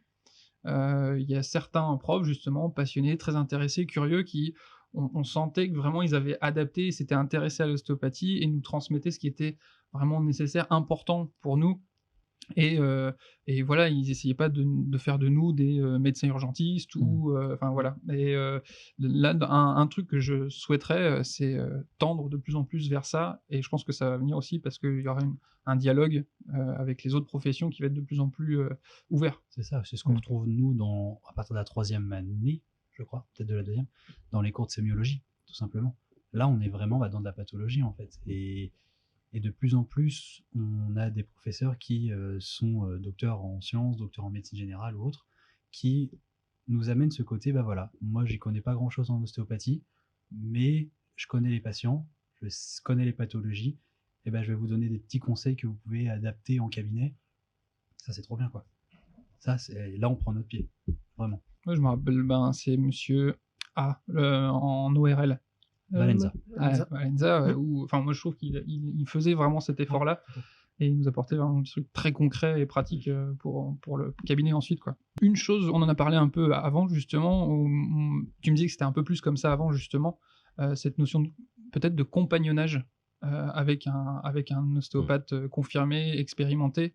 Toi, tu disais il pourrait y avoir une 6e année. Est-ce que ça pourrait pas être ça? Les élèves précédents en parlaient. Il y a certains profs qui nous font un peu rêver, ou c'est un petit kiff aujourd'hui. Si j'ai fait venir Gilda, c'est que j'avais envie d'apprendre encore des choses de lui, et de je sais pas. Tu me dis qu'avant il y avait un peu plus ça. Alors il y avait plus ça. C'est pour les raisons qu'on a évoquées tout à l'heure, c'est le fait qu'on était beaucoup moins nombreux. Moi, si j'avais un rêve aujourd'hui, si je me remettais dans des études d'ostéopathie aujourd'hui, avec beaucoup moins d'années, moi j'aurais rêvé d'un compagnonnage, mais d'un vrai compagnonnage type Tour de France. C'est-à-dire de pouvoir, sur une année, faire des stages chez des différents praticiens, avec des techniques complètement différentes, des approches radicalement, vraiment différentes, et de tourner et de faire vraiment ce Tour de France physique, pour aller voir ce qui se passe ailleurs, quoi. Parce qu'effectivement, on a la chance d'avoir beaucoup d'intervenants et des gens qui ont des approches, pareil, qui leur sont propres à l'école. Mais si en plus, on pouvait voir des gens de partout qui est hors cadre scolaire, moi, c'est un truc, ça me ferait triper, mais un truc de fou, quoi. Je serais prêt à re-signer pour demain, quoi. Est-ce que... peut-être que c'est trop compliqué, mais est-ce que finalement, vous pourriez pas vous la faire aussi, votre 6e année? C'est-à-dire, je pense que les praticiens vous enverraient pas à péter si vous demandiez à aller les voir de temps en temps. Je pense qu'effectivement, les praticiens seraient très heureux de ça, et ce serait justement une organisation à mettre en place d'un réseau de praticiens prêts à accueillir des post-diplômes presque, parce que je pense qu'il faut avoir un petit peu de recul, un peu de maturité par rapport à ça. Et justement de recevoir des étudiants un peu partout en France, même pourquoi pas à l'étranger, et d'avoir vraiment ce tour de France qui serait à mon avis génial, quoi. Toi, tu accueilles régulièrement Ouais. des élèves et des... Alors, je sais pas si certains élèves qui étaient sortis t'ont demandé de venir te voir aussi. Toujours. Et ben, enfin, en tout cas, je sais pas comment toi tu le vis, mais quand il y a un élève avec moi, j'ai l'impression d'être meilleur. Comme je dois expliquer, j'ai l'impression d'être à 2000% en fait. Mhm. Ouais, voilà, j'ai l'impression que ça me booste en fait. Bah, c'est ultra boostant pour la simple et bonne raison, c'est que tu as en face de toi quelqu'un qui est intéressé. Mm. Donc, qui est demandeur. Donc, quand quelqu'un est demandeur, tu n'as qu'une envie, c'est de donner, quoi. Ah, ça, je connais pas, je maîtrise pas. Est-ce que vous pouvez m'expliquer? Ouais, donner, moi, je trouve ça génial, quoi. Et est-ce que ce serait pas l'aboutissement du côté enseignement? Finalement, vous suivez à l'école les petits qui montent et qui arrivent au cabinet, bah voilà, maintenant, prends la place. Bah, alors ça, c'est pas un scoop, puisque c'est ce que je fais depuis presque 15 ans. Tous mes remplaçants ou mes assistants sont des gens qui sont issus de l'école. Ok. Donc, que je continue, pour certains, que j'ai continué à former sur des techniques différentes, sur une vision qui m'est propre. Et ça permet des super discussions, de partager des points de vue sur des cas, des patients, etc. Donc, moi, je trouve ça génial, quoi. C'est beau, j'espère que... Enfin, ouais, ça, c'est une des choses que j'espère, c'est que la plupart des ostéos, qu'ils soient profs ou non ici, mais soient comme ça, en fait. Dans cette idée, bah voilà, on se tend la main et on est confrères. Ouais, alors, quand même. Oui, j'ai quand même, comment dire ça, remarqué que tous les mondes professionnels, c'est rarement le monde des bisounours. J'aimerais bien que ça se passe tout le temps comme ça. Moi, quand je me suis présenté pour trouver des remplacements, des choses comme ça m'est arrivé de me faire jeter par des confrères. Ils n'avaient pas le temps, ils n'étaient pas dispo, je peux tout à fait le concevoir, mais dans l'absolu, si tout le monde pouvait faire ça, je pense qu'il y aurait déjà une confrontation de points de vue, parce qu'il y a plein d'écoles, il y a la nôtre, mais il y en a plein qui sont de très bon niveau. Et justement, quand il y a des étudiants qui sont arrivés d'autres écoles, qui se sont dit, bah, nous, on approche plutôt comme ça, il y a une remise en question de notre part qui doit se faire, parce que ce sont des choses différentes. Ouais. Et puis, l'échange, il est constructif. Et je pense qu'en post-diplôme, c'est le truc, à mon avis, le plus merveilleux qui pourrait exister, quoi. Sur un laps de temps. Alors, c'est compliqué d'avoir des gens au cabinet en permanence, mais de se dire, bah voilà, 2 semaines dans l'année, je reçois 2 praticiens. Ouais, c'est ça. Ouais. Je les prends une semaine, puis une autre semaine. Il faut se laisser du temps pour débriefer, pour discuter, pour parler, pour échanger. Surtout du en off, parce que moi, les plus belles choses que j'ai apprises sur l'ostéopathie, c'est en off, hein, c'est jamais en cours. C'est toujours des soirées de discussion avec des profs. Avec les Anglais, j'ai appris des trucs extraordinaires, parce que quand ils sont à 3 pintes. Ouais, on parle mieux anglais à bout de 3 pintes. Oui, surtout eux, ils larguaient beaucoup plus facilement des petites bombes ostéo qu'ils n'auraient jamais livrées en cours. Ça, c'est intéressant. Ça. Est-ce que tu sens que des fois, il y a un peu de rétention justement sur l'info, sur la pratique, est-ce qu'on veut garder des secrets parfois? Non. Enfin, personnellement, non, parce que, j'ai rien à cacher, j'ai pas de secret, je suis pas plus intelligent que les étudiants, et surtout, non, je pense que un enseignant qui retient, je trouve ça hyper dommage. Oui, parce que c'est. D'accord avec toi. Et puis, je trouve ça même relativement dégueulasse, quoi. Si je peux employer l'expression, parce que si t'enseignes, c'est pour donner, ou tu donnes tout, ou t'enseignes pas. Ouais. Voilà. Si c'est pour faire de leur attention en disant, ils vont être plus forts que moi. C'est la seule chose que je souhaite. Hein. Mais je pense à ça par rapport à... Quand tu t'en parlais un peu tout à l'heure, tu disais que ça a évolué, justement, d'oser aller voir des confrères et de la peur de la concurrence. Alors, dans le monde professionnel, je pense que c'est encore autre chose. Je pense que c'est une autre dimension, c'est-à-dire que maintenant qu'il y a quand même beaucoup plus d'ostéo qu'à une époque, alors c'est Jacques Saada, notre regretté Jacques, là, qui nous a quittés il y a très peu de temps, qui disait, mais moi je n'ai pas peur de la concurrence. Lui, il parlait de l'effet kebab. Il me dit, quand il y a un kebab dans une rue, personne n'y va. Quand il y en a 15, tout le monde y va. Mais t'as raison. Enfin, moi, c'est Jacques qui disait ça, et au début, je trouvais l'image particulière, parce que je ne pas le kebab. Mais j'ai compris ce qu'il voulait dire, et je pense que c'est vrai. Mais moi, quand j'ai commencé à Nantes, il y avait 40 ou une 50aine d'ostéos. Aujourd'hui, quand on prend Nantes et sa conurbation, il y a plus de 100, je crois qu'il y a plus de 150 praticiens. Ah, il y en a plus. On me dit dans l'oreillette que les chiffres ont changé. Ça, c'était sous René Coty, apparemment.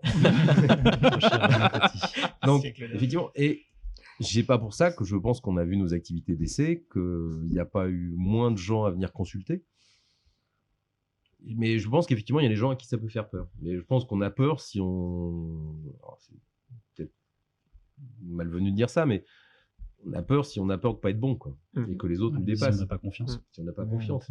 J'ai connu des cas où il y a des praticiens qui étaient installés depuis longtemps, il y a des jeunes qui sont arrivés, ils ont plié leur cabinet parce qu'ils étaient nettement meilleurs que ceux qui étaient installés. C'était de ça il y a 25 ans, mais j'ai connu le cas. Aujourd'hui, je pense que non, on ne doit pas avoir peur de ça. Je peux avoir une petite expérience où je suis installé où il y avait déjà des ostéopathes et en fait certains donc jeunes diplômés sont venus travailler chez moi et après j'ai jamais voulu mettre de contrat de non-concurrence, de choses comme ça, etc. Et certains se sont installés pas loin de chez moi, mais au final, en fait, ça fait des confrères avec qui je m'entends très très bien et on échange et de temps en temps, les patients à moi vont les voir et inversement. Enfin, je pense que ça crée vraiment même une image de l'ostéopathie plutôt bénéfique. Je sais que un corps de métier que je trouve admirable, c'est les sages-femmes dans le 44, qui sont très très soudées et qui justement travaillent toutes ensemble. Se tire pas du tout dans les pattes et je rêve de ça en ostéopathie en fait, où finalement ça ne peut que profiter la profession. De toute façon, l'unité, c'est ce qui fera la force d'une profession. Alors, si je peux, je fais une toute petite digression pour nos futurs diplômés. Quand vous installez quelque part, ce qui est bien, c'est de venir vous présenter.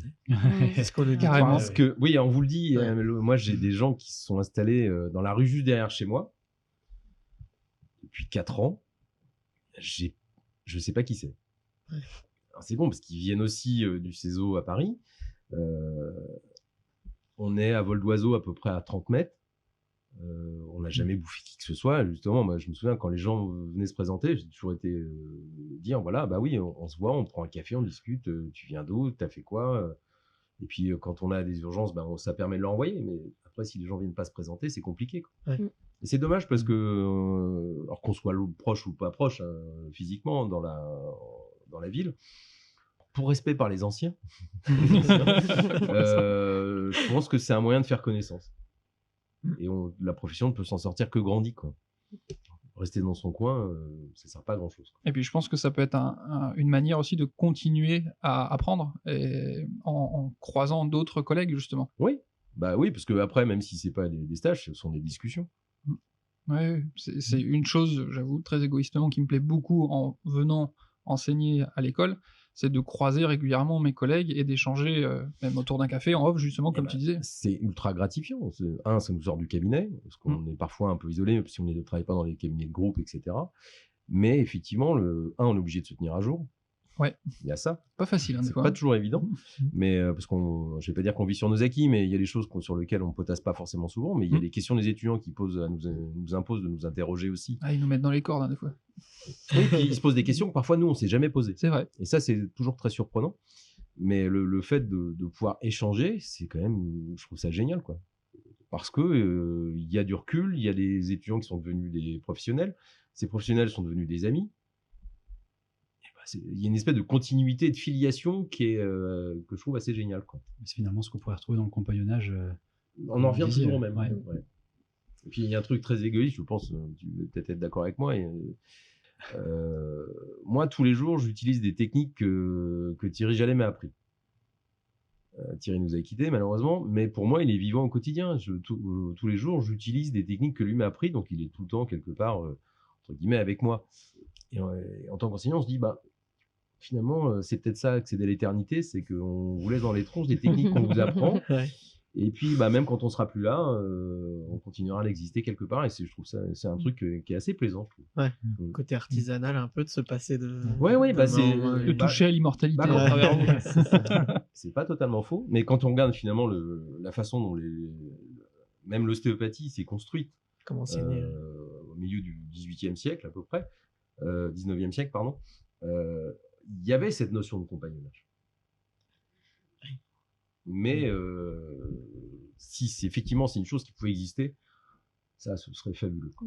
Tu parlais de se mettre à jour, et là on va en profiter parce qu'on a Mathis qui va nous faire une petite mise à jour sur un sujet dans la dernière partie de l'émission. Allez, à tout de suite.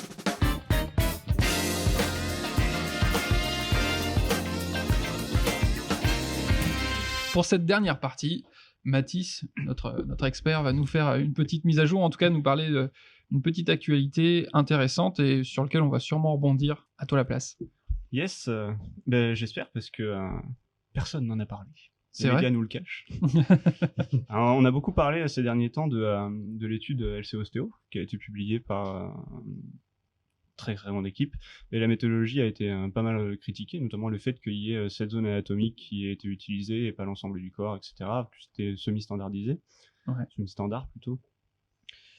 Mais dans le même temps, un mois après, il y a une autre étude qui a été publiée, fibropathique. Le titre complet, c'est Osteopathic Medicine for Fibromyalgia, Sham Control Randomized Clinical Trial. C'est Joël Costet et... On soulignera ton accent. Oui, magnifique. Amazing. C'est une équipe de l'hôpital Cochin à Paris. Donc encore une équipe française en plus. Dans la foulée, c'est sorti à peu près un mois après. Alors eux, qu'est-ce qu'ils ont fait? C'est un peu le même concept que LC Ostéo. Ils ont pris des patients fibromyalgiques pour le coup, et pas des lombalgiques cette fois. Et ils ont réparti en deux groupes. Un groupe médecine ostéopathique, c'était des médecins ostéopathes qui prenaient les patients en charge. Et ils leur ont fait un traitement. Je vois le petit œil de Gilles là qui commence à... Ah, je n'ai absolument rien. Non, absolument rien. Alors, on va y revenir sur ce traitement. Ils ont fait un traitement, donc c'était des médecins ostéo qui prenaient en charge. Il y a eu 6 séances en 6 semaines, une séance par semaine. Et un traitement, du coup on a un peu le temps, je vais le détailler. Un traitement qui consistait, première étape, patient en procubitus. C'est en 200 points. Patient en procubitus, toche du rachis thoracique et lombaire. Ensuite, des étirements des fessiers. Bon, c'est un peu plus détaillé que ça, mais je passe un peu en gros. Un toche de la coxo sur l'extension, l'abduction, etc.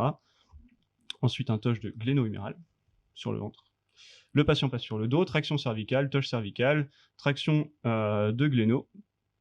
Ensuite, on passe au membre inférieur, traction au niveau des coxos, toche de coxo, et on finit en décubitus latéral avec, en gros, une mobilisation du rachis lombaire et thoracique bas. Pour bien comprendre, c'est-à-dire qu'il y avait 2 types de traitements. Ça, c'est le traitement. Ok, le traitement. Ça, c'est le traitement, et à chaque étape, c'était répété entre 3 et 10 fois, avec plus ou moins un trust à l'appréciation du praticien. D'accord. Ce qui faisait un traitement qui durait entre 15 et 20 minutes. Okay. Et pour le groupe contrôle, c'était la même chose, mais avec moins d'amplitude, et le trust était interdit. Donc la différence, Donc ils voulaient voir la différence entre quand on y va vraiment au niveau amplitude et que des fois on claque une articulation et on le fait pas et on va plutôt tranquille. Gros papier, et la conclusion, est-ce que quelqu'un... Roulement de tambour.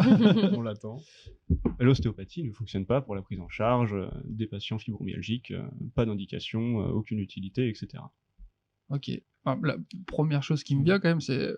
Enfin, est-ce que c'est vraiment... Enfin, c'est pas de l'ostéopathie au final qui a été proposé. C'est un protocole. C'est un protocole, quoi. Ouais. De toute façon, ce sera toujours le biais que les ostéopathes vont opposer, c'est que le côté conceptuel, holistique, de prise en charge globale, avec des dysfonctions associées à chaque patient et propres à chaque patient, là, c'est pas le cas. Après, est-ce que c'est pas un passage obligé pour la recherche? C'est compliqué. Mais dans ce cas-là, est-ce que, plutôt que de dire traitement ostéopathique, on va tester peut-être des techniques plus ciblées, etc. C'est le reproche qui avait été fait par certains à l'étude qu'avait fait Laurent Fabre.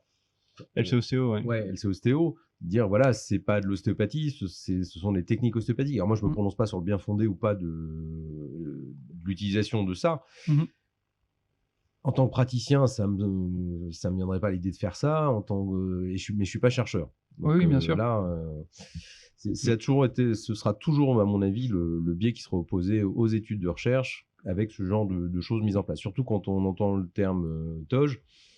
Alors ça, c'est moi qui l'ai rajouté pour simplifier, mais c'était des mobilisations. Ah oui, mobilisation, parce que TOJ, je suis pas sûr qu'au Wernham eût apprécié un TOJ de 15-20 minutes en globalité. Mais bon. Alors, ce qui est intéressant déjà à noter, je pense, par rapport à LC Ostéo, déjà, c'est que là, c'était une petite équipe, ils étaient, je sais plus, moins d'une dizaine, il n'y avait aucun ostéopathe dedans, c'était des médecins ostéopathes. Et donc, effectivement, cet aspect concept qui a tenté d'être pris en compte quand même dans LC Ostéo, là, c'était absolument pas le cas, ils ont vraiment fait de la technique ostéopathique. Ce qui est assez intéressant avec cet essai, je trouve, c'est qu'il y a eu une réponse qui a été envoyée à l'éditeur, par un trio de choc. Gérard Alvarez, qui est un ostéopathe espagnol, qui fait de la recherche aussi. Un petit coucou à Gérard, celui qui m'a donné mon idée pour mon sujet de mémoire sur les essais pragmatiques, quelqu'un que j'apprécie beaucoup, qui ne me connaît pas. Hein. Moi, je l'aime beaucoup. Une dédicace. Raphaël Zegara-Parodi, du coup, qui était aussi dans la conception de LC Ostéo. Et Georges Esteves, qui développe aussi cet aspect concept ostéopathique, qui essaie de le mettre à jour, et d'interroger les fondements et qu'est-ce qui pourrait être amélioré, ce genre de choses.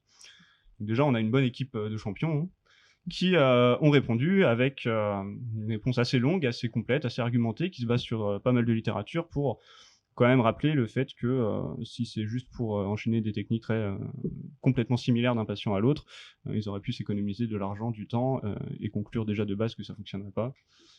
Et ils appellent à beaucoup plus de pragmatisme. Et voilà, cette réponse a été...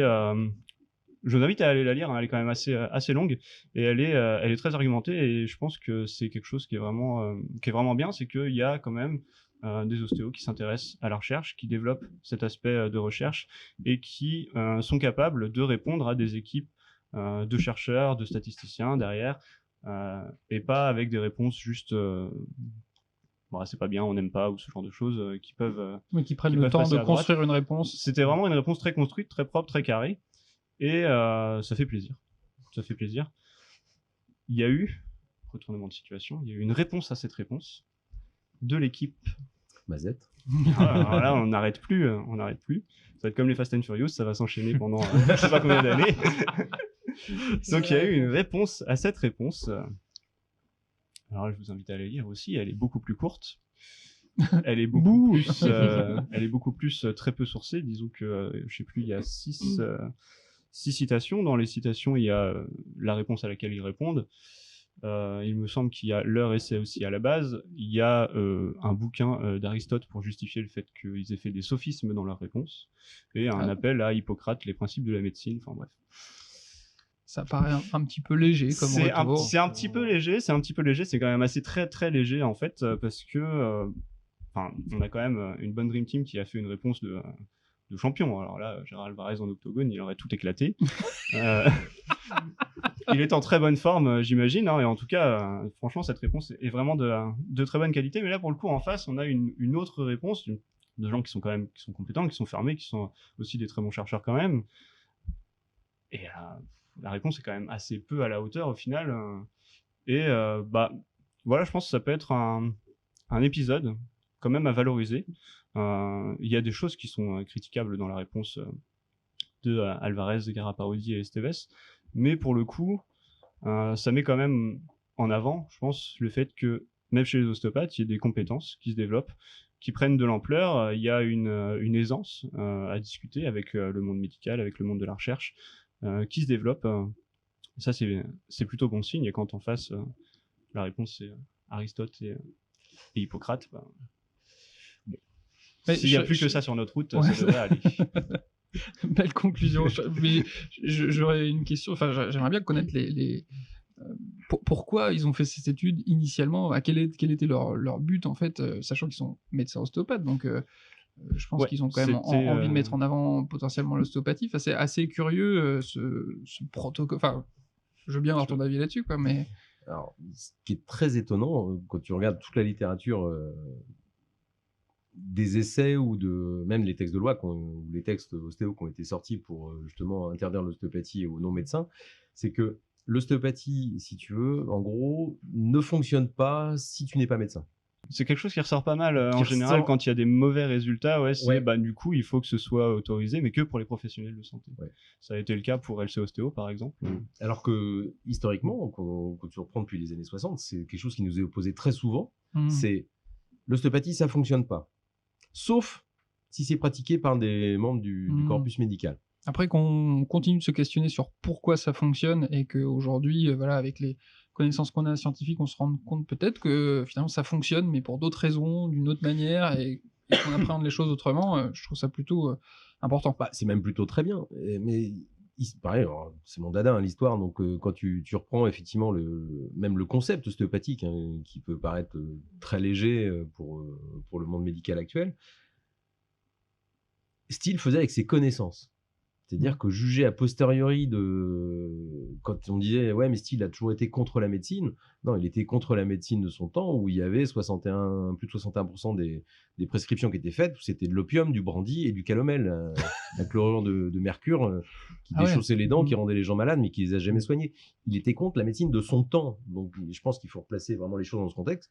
Nous on a la chance d'avoir maintenant des méthodes d'exploration qui vont permettre sûrement d'expliciter le concept qui à mon avis quand même reste important à connaître, mais les forces d'auto-guérison dont parlait Steele, etc., l'homéostasie, maintenant on sait ce que c'est, maintenant on va avoir des choses qui vont évoluer sur l'explication rationnelle du concept ostéo. Et c'est pour ça que je pense que l'archèse dans ce cas-là est vachement importante, quoi. Merci beaucoup Mathis. Merci Mathis. C'est hyper intéressant. J'aimerais terminer l'émission avec éventuellement des petites recommandations. Si vous en avez, je suis preneur. Gilda, je t'avais demandé, je crois que tu as ramené quelque chose qui pourrait être intéressant. Ouais, alors j'allais pas ramener ma bibliothèque entière parce que je l'ai donné aux étudiants et puis je pense que la bibliographie en ostéo est large et facilement trouvable.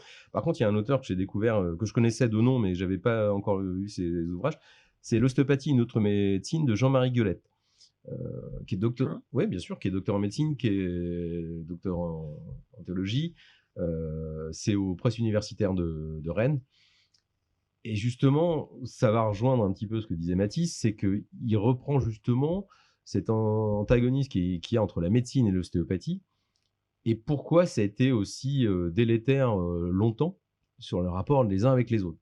En gros, personne n'arrivait à se comprendre, etc. Et il essaye de faire un cheminement, il a eu une interrogation sur la façon dont les choses se sont mises en place, et il essaye de vraiment intégrer notre concept, et c'est plutôt bien fouillé, c'est très bien documenté, et c'est un livre que je vous conseille. On prend, merci. Je t'en prie. Est-ce qu'il y a des petites recommandations en particulier, des choses qui vous ont interpellé ces derniers temps? Moi, ouais. Il y a un podcast que j'ai découvert il y a quelques mois que je trouve très très cool. En plus, c'est fait par un ostéopathe. Ça s'appelle Et surtout la santé, qui est sur Spotify, et je pense que maintenant il commence à être pas mal connu. Ouais.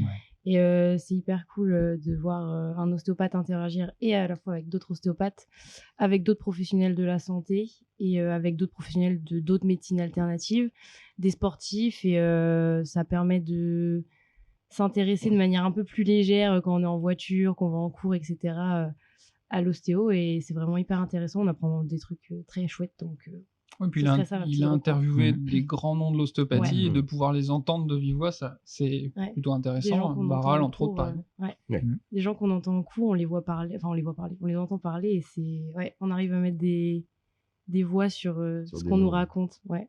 Moi, je sais pas lire comme toi, donc moi c'est plus des vidéos.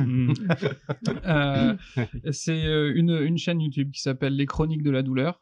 Et Thierry Bernard. Voilà, qui est vraiment, je trouve, bien faite, bien documentée, et qui apporte un éclaircissement hyper intéressant sur la perception de la douleur, entre autres. Donc voilà, je vous encourage à aller regarder, vraiment une super chaîne. C'est une vraie chance aujourd'hui d'avoir tous ces médias à portée de main. Moi, j'ai dû faire mes recherches dans des bibliothèques qui n'étaient pas ultra fournies en bouquins d'ostéo. Donc, je trouve ça génial maintenant d'avoir des podcasts, des vidéos, des littératures, Internet, puis de pouvoir parler à des gens qui sont à l'autre bout du monde, d'échanger avec eux de façon aussi facile. Donc ça, c'est vraiment une chance, quoi. C'est disons que le contre-pied, des fois on peut être un peu noyé justement dans tout ça, et c'est difficile de faire le tri parfois. C'est bien d'avoir par exemple Mathis dans l'équipe qui nous fait un peu de veille justement, et il nous rapporte des infos hyper intéressantes. J'essaye en tout cas. Moi je peux vous faire une série de vidéos si vous voulez. Alors c'est un aspect assez différent, peut-être plus critique, un regard assez extérieur.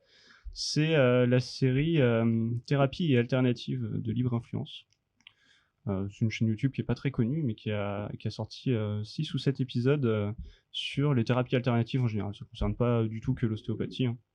Même assez peu. Il y a plusieurs points qui en parlent à certains moments.